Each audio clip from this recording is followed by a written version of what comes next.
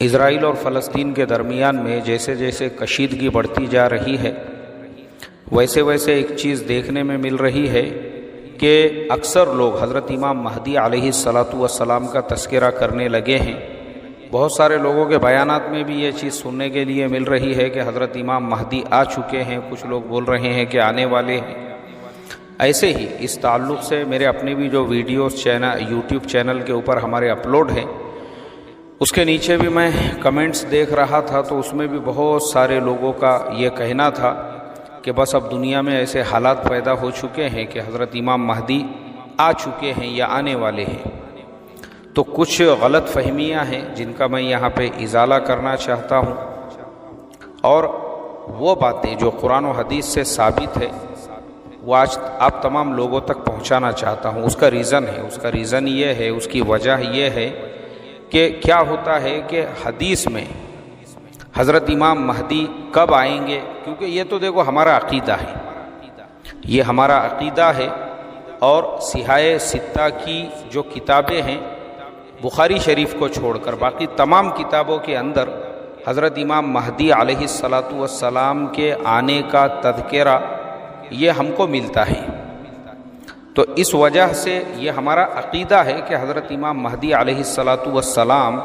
وہ قیامت کے قریب آئیں گے، لیکن ان کے آنے کی جو علامتیں اور جو حالات بیان ہوئے ہیں وہ بھی ہم کو پتہ ہونا ضروری ہے۔ ایکچوئل پرابلم یہ ہو رہا ہے کہ انہی بیانات کا سہارا لے کر جو ہمارے بیانوں میں یہ چیز آ رہی ہے، مذاکروں میں یہ چیز آ رہی ہے، بہت سارے ایسے لوگ جو انڈیا میں رہنے والے ہیں اور انڈیا کے بہت سارے ریاستوں میں رہنے والے ہیں، انہوں نے خود ہی مہدی ہونے کا دعویٰ کر لیا۔ خود صوبہ مہاراشٹرا کے اندر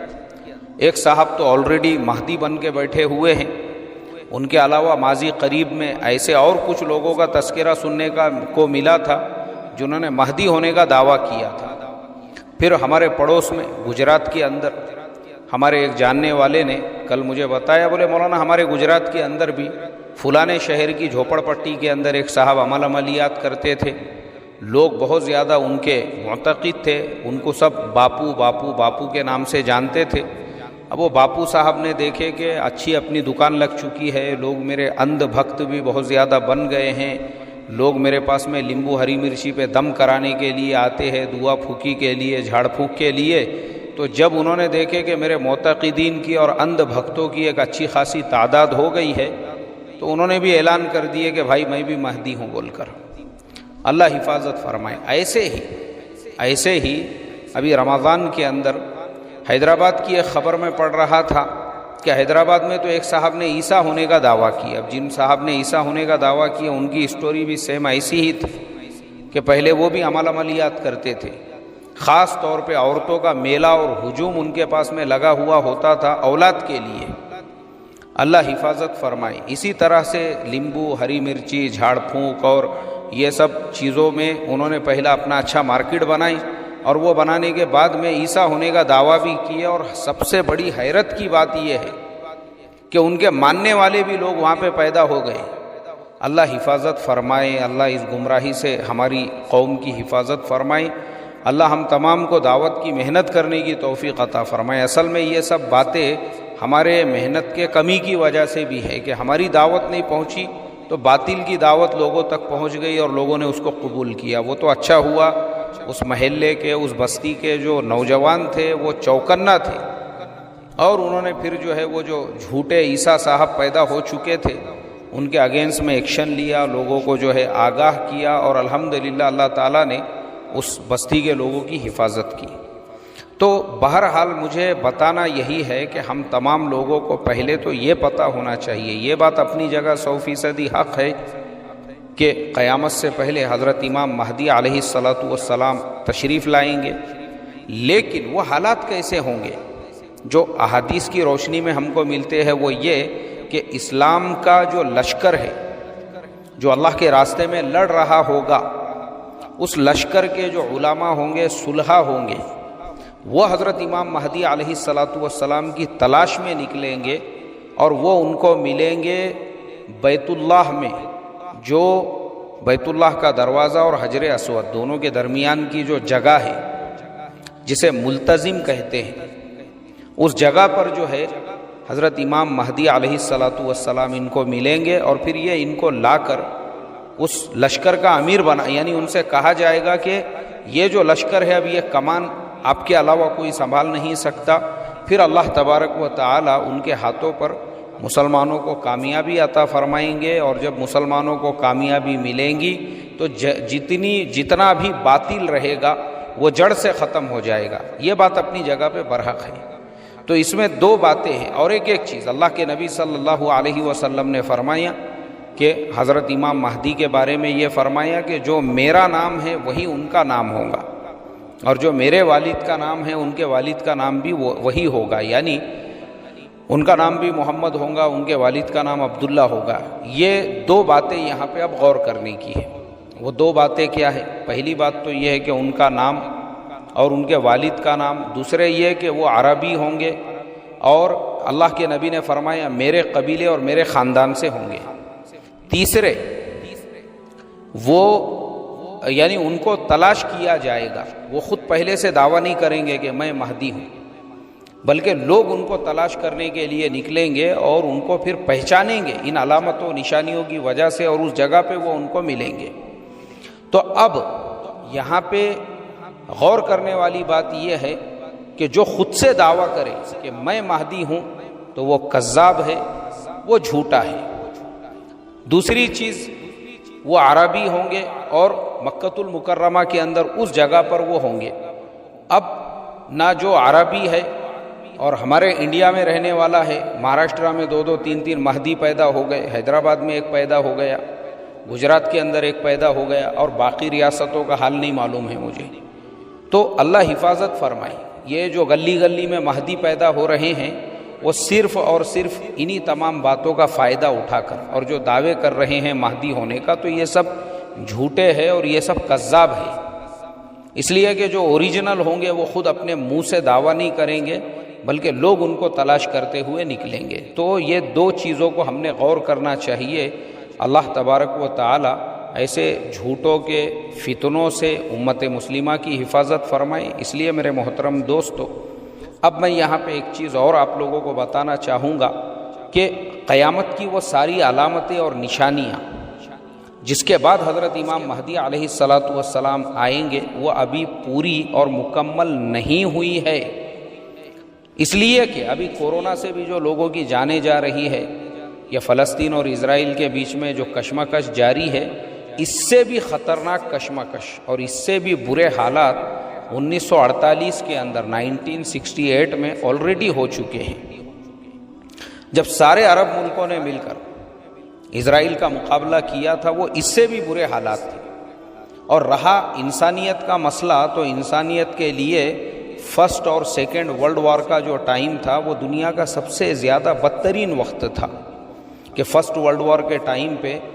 17 ملین سے لے کر تو تقریباً 50 ملین، یعنی 1,70,00,000 سے لے کر تو 5 کروڑ تک لوگوں کی جانیں گئی۔ اور اس کے فوراً بعد میں جو اسپینش فلو پھیلا، اس کی وجہ سے 5 سے 10 کروڑ لوگوں کی جانیں گئی، یعنی 10 کروڑ اور 5 کروڑ کو ملائے تو 15 کروڑ بندگان جو خدا ہے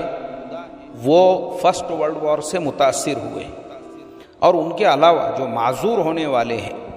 ان کی کوئی گنتی نہیں ہے، کتنے کروڑ میں وہ لوگ ہوں گے۔ اور جو درمیان کا وقت ہے فرسٹ اور سیکنڈ ورلڈ وار کے بیچ کا، وہ دنیا میں سب سے بدترین وقت اس کو کہا جاتا ہے، جب فاقہ کشی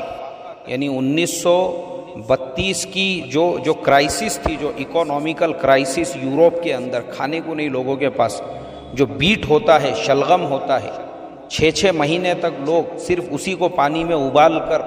اس کا سوپ پی کر جو ہے گزر بسر کرنے پہ مجبور تھے۔ بڑے برے حالات تھے اس زمانے کے، یعنی فرسٹ اور سیکنڈ کے درمیان۔ پھر جنگ کے حالات تو ختم ہی نہیں ہوئے، کیونکہ جرمنی میں جیسے ہی ہٹلر نے کمان سنبھالی، اس کے بعد مسولینی کو اپنے ساتھ لے کر انہوں نے ایشیا کے کئی ملکوں پر، افریقہ کے کئی ملکوں پر، سوڈان پہ، مصر پہ، ایتھوپیا پہ ان لوگوں نے اٹیک کیے، حملے کیے۔ اس کے علاوہ یورپ میں اپنے آزو بازو کے جو چھوٹے موٹے ملک تھے، پولینڈ وغیرہ، یہاں تک کہ رشیا تک پہنچ گئے تھے ہٹلر، جو آج رشیا کے بڑے بڑے شہر ہے، لینن گراڈ ہے، اسٹالن گراڈ ہے، یہ سب پہ انہوں نے قبضہ کر لیا تھا۔ تو بہرحال وہ جو درمیان کے بھی 25-30 سال کا جو وقت گزرا ہے وہ بھی بہت برے حالات کا وقت تھا۔ ان سارے حالات کے اندر بھی دنیا کے اندر بس انسانیت کی جانیں گئی ہے، تبھی لوگوں کو یہ لگتا تھا کہ قیامت کی اب نشانیاں پوری ہو چکی ہے، اور اس زمانے میں بھی بہت سارے مہدی جو ہے وہ آلریڈی پیدا ہو کے جا چکے ہیں، اس لیے کہ وہ جو زمانہ تھا مرد تو بالکل ختم ہو گئے تھے، عورتیں ہی عورتیں باقی رہی تھی۔ تو وہ قیامت کی نشانیوں میں کہ یہ جو نشانی ہے کہ ایک ایک مرد 70 عورتوں کو سنبھالیں گا، اس وقت کے حالات ایسے ہی تھے، ایسے ہو چکے تھے اس وقت کے مرد تھے ہی نہیں یورپ کے اندر، بس عورتیں ہی عورتیں باقی رہ گئی تھی۔ اللہ حفاظت کا معاملہ فرمائے۔ بہرحال میرے محترم دوستو، تو جو علامتیں ہیں قیامت کی وہ ابھی پوری نہیں ہوئی ہے، وہ ابھی پوری مکمل نہیں ہوئی ہے۔ جو بیت المقدس کو حضرت امام مہدی جو ہے وہ بیت المقدس کو فتح کریں گے تیسری مرتبہ میں، تو آج تو بیت المقدس آلریڈی جو ہے مسلمانوں کے قبضے میں ہے، مسجد اقصی میں 5 وقت کی نماز ہو رہی ہے، اس لیے کہ 2 مرتبہ تو وہ فتح ہو چکا ہے۔ حضرت عمر فاروق رضی اللہ تعالیٰ عنہ کے زمانے میں بغیر جنگ کے خود یہودیوں نے ایگریمنٹ بنا کر ان کے حوالے کیا تھا، اور وہ آج بھی کوہ طور پر جہاں حضرت موسیٰ علیہ السلام کو نبوت ملی تھی، وہاں پہ ان لوگوں کا ایک بہت بڑا عبادت خانہ ہے، وہاں پہ سونے کے فریم کے اندر انہوں نے وہ ایگریمنٹ کا جو لیٹر ہے وہ لگا ہوا ہے اس کے اندر۔ دوسری مرتبہ جو سلطان صلاح الدین ایوبی جو مصر کے گورنر تھے، اور اس زمانے میں صلیبیوں سے بہت ساری جنگیں ان کی ہوئی تھی، انہی میں سے ایک جنگ یہ بھی تھی جس میں اللہ تعالیٰ نے بیت المقدس کو ان کے ہاتھوں پر فتح کرایا تھا، اور مسجد اقصی جو ہے دوبارہ آباد ہوئی۔ تو اس کے بعد سے الحمدللہ آج تک جو ہے نا مسجد اقصی آج بھی مسلمانوں کے قبضے میں ہے، یہ چیز ہم کو پتہ ہونا چاہیے، معلوم ہونا چاہیے۔ مسجد اقصی میں آج بھی نماز ہوتی ہے، جو اتنے سارے حالات بھی رمضان المبارک میں وہاں پہ کشیدگی کے پیدا ہوئے، اس کے باوجود ایک دن کی بھی وہاں پہ تراویح نہیں رکی، ایک وقت کی بھی نماز وہاں پہ نہیں رکی، کیونکہ اسرائیل کو اتھارٹی اور اس کا کوئی اجازت ہی نہیں ہے، ان کو وہ اس میں کوئی دخل ہی نہیں دے سکتے ہیں مسجد اقصی کے مسئلے میں۔ ایک چیز ہم لوگ یاد رکھیں، اسی لیے دوسرے دن جب عید کی نماز بھی ہوئی، ہزاروں لوگ، یعنی وہ پورا جو احاطہ ہے، پورے کے پورے احاطے کے اندر اس کے باہر روڈ تک، راستوں تک، عید کی نماز میں تو لوگ وہاں پہ ہزاروں کی تعداد میں جو ہے پہنچتے ہیں۔ دوسرے دن کی تصاویر پوری دنیا نے دیکھی۔ تو چونکہ بیت المقدس اور جو مسجد اقصی کا حصہ ہے وہ آج بھی الحمدللہ مسلمانوں کے قبضے میں ہے، وہ آج بھی آباد ہے الحمدللہ اللہ کے فضل و کرم سے۔ اب تیسری مرتبہ حضرت امام مہدی جو آئیں گے وہ اس کو فتح کرنے کے لیے آئیں گے۔ اب وہ حالات کب پیدا ہوں گے اور وہ کب آئیں گے تو اس کا کوئی ٹائم ڈیوریشن کوئی فکس نہیں ہے، یہ اللہ کے علم میں ہے۔ تو اب ہم نے کیا کرنا چاہیے؟ ہم نے یہ کرنا چاہیے بھئی ہماری ذمہ داری کیا ہے؟ ہماری ذمہ داری ہے نماز پڑھنا، اللہ کے حکم اس کے نبی کے طریقے کو زندہ کرنا، ہم نے وہ کرنا چاہیے۔ اب یہ زبردستی کا جو تذکرہ کرنا ہے، اس میں 2 باتیں ہیں۔ ایک بات تو یہ ہے کہ یہ نا امیدی کی علامت اور نشانی ہے، جو بار بار یہ تذکرہ کرنا کہ بس اب تو امام مہدی کے آنے کا وقت آ چکا ہے، تو یہ اس بات کی نشانی ہے آپ نا امید ہو چکے ہیں، تو آپ اپنی لائف کو فیس نہیں کرنا چاہتے۔ جو حالات آپ کے سامنے آ رہے ہیں، تو حالات کتنے بھی بد سے بدتر آئیں گے، ہمارا کام ہے ہم ان کو فیس کرتے ہوئے آگے بڑھیں، اللہ کے حکم اس کے نبی کے طریقے کے مطابق زندگی گزاریں۔ ہم کو ابھی جو کرنے کے لیے کہا گیا ہے ہم وہ کریں۔ یہ زبردستی کا ٹینشن لے کر بحث و مباحثے چل رہے ہیں اور اس کے اوپر بیانات ہو رہے ہیں اور لوگ نا امید ہو چکے ہیں، یہ نا امیدی کی علامت اور نشانی ہے۔ وہ جب آنے کا ہے وہ بالکل آئیں گے، یہ ہمارا عقیدہ ہے، اس میں رتی برابر کا شک نہیں ہے۔ لیکن ابھی ہم نے وہ کام کرنا چاہیے جس کا اللہ نے ہم کو حکم دیا ہے، اور اس کے نبی کا جو طریقہ ہے اور اس کے نبی کی جو سنتیں ہیں، اور بیجا اس مذاکرے سے ہم نے اجتناب کرنا چاہیے، کیونکہ پھر اس کا فائدہ ان جھوٹے اور مکاروں کو ہو رہا ہے جو زبردستی کے مہدی ہونے کا اعلان کر رہے ہیں، وہ اس سے فائدہ اٹھا رہے ہیں اور وہ لوگوں کو گمراہ کر رہے ہیں کہ دیکھو حالات تو پورے ایسے پیدا ہو چکے، اور ہمارے بار بار یہ مذاکرہ کرنے سے لوگوں کا مائنڈ سیٹ بھی ویسا ہی بنتا ہے، اور پھر بعد میں اس طریقے سے کوئی آدمی اعلان کرے تو لوگوں کو لگتا ہے نہیں یار علامتیں اور نشانیاں تو تقریباً پوری ہو چکی ہے، اور فلاں حضرت نے بھی بیان میں بولے تھے اور فلاں صاحب نے بھی بولے تھے کہ وہ تو آ چکے ہوں گے۔ اللہ عافیت کا معاملہ فرمائے۔ محترم دوستو، بس اللہ تعالیٰ سے یہی دعا کروں گا، اللہ تعالیٰ ان فتنوں کے زمانے میں راہ راست پر اور حق کے راستے پر ہم کو استقامت عطا فرمائے، اس کے حکم اس کے نبی کے طریقوں پر چلنے والا بنائیں، اور جو ہمارا کرنے کا کام ہے، دین کی محنت ہے، لوگوں تک اللہ کے دین کا پیغام پہنچانا ہے، اللہ اس کی ہم کو بھی توفیق عطا فرمائے۔ السلام علیکم ورحمۃ اللہ۔